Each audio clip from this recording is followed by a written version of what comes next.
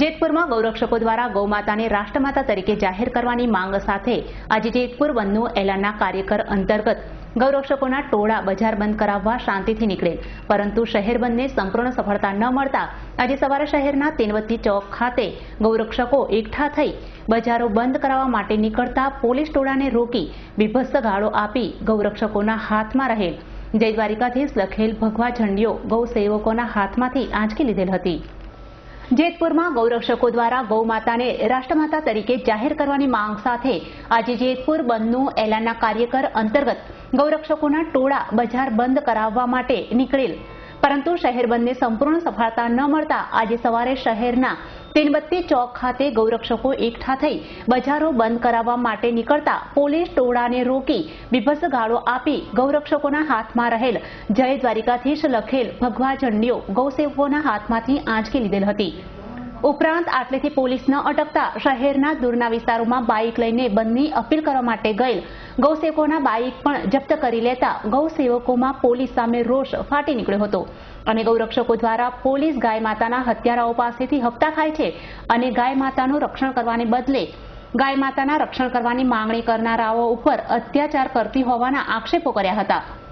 ગૌમાતાને રાષ્ટ્રમાતા જાહેર કરવાની તેમજ રાજકોટ કલેક્ટર કચેરી ખાતે ઝેરી દવા પીને આત્મવિલોપન કરનાર શહીદ ગભરુભાઈએ ગૌમાતાને રાષ્ટ્રમાતા જાહેર કરવાની માંગણી માટે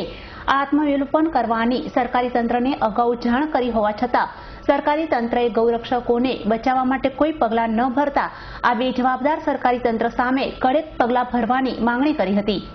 આજના ગૌરક્ષકોના જેતપુર બંધના એલાનને ઐતિહાસિક ટેકો મળ્યો હોય તેમ ગામ સજ્જડ બંધ રહ્યું હતું। પોલીસ તરફથી અમને સાહેબે પોતે એબસેન્ટ છે એને બીભત્સ શબ્દો કીધા અને અમને એમ કીધું કે તમે છૂટા પડી જાઓ, નકર તમને બધાની ધરપકડ કરવામાં આવશે, તમારું વિડીયો શૂટિંગ કરીને તમને બધાને અંદર કરી દેવામાં આવશે। અને અમારી પાસેથી જે ઝંડીઓ હતી, અમારે જય શ્રી રામ લખેલી, ઓમ લખેલી, અને એ અમારી પાસેથી ઝંડી લઈ લીધી છે અને અમને ધમકાવતા હતા। અમને હેરાન કર્યા ખાતાવાળા સાહેબે, અમને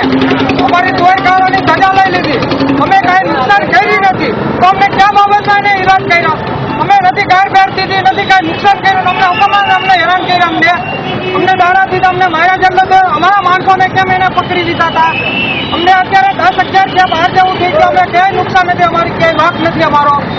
અમે ગૌ હત્યાની હિસાબે અમે હેરાન કર્યા છે, અમારા માણસો બલિદાન દીધા છે, તો એનાથી કેમ નથી જવાતું? તો એને રક્ષણ કરવા માટે અમને કૌભાંડના હિસાબે અમને રક્ષણ કરવાના, અમને રક્ષણ કરવાની હિસાબે અમને હેરાન હુકમ કરેલી સાહેબ। અમે તો અમને હેરાન થઈ જાય બરોબર છે સાહેબને કે ધ્યાન દીકરીને બધાને કે દુકાનોવાળાને કે ગમે એ કાંઈ કર્યું હોય તો બરાબર, કથા માર કર્યું તો બરાબર છે, હવે કઈજા માણસને હેરાન કરે છે તો પછી એને ચોરી કરવા નહીં હોય હેરાન કરે અને અમારી સજાઈ ચોરી કરવાને હુકમ એને કબજે કરી લીધું જે અમને હાજર કરવી જોઈએ, અમારે ચોરી કરવા પહેલા જ જોઈએ, અમારી ભગવતી પહેલા જ જોઈએ। બોલો ચોરી કરવાના નહીં। હરેશ ભાલિયાનો રિપોર્ટ S9 ન્યૂઝ જેતપુર।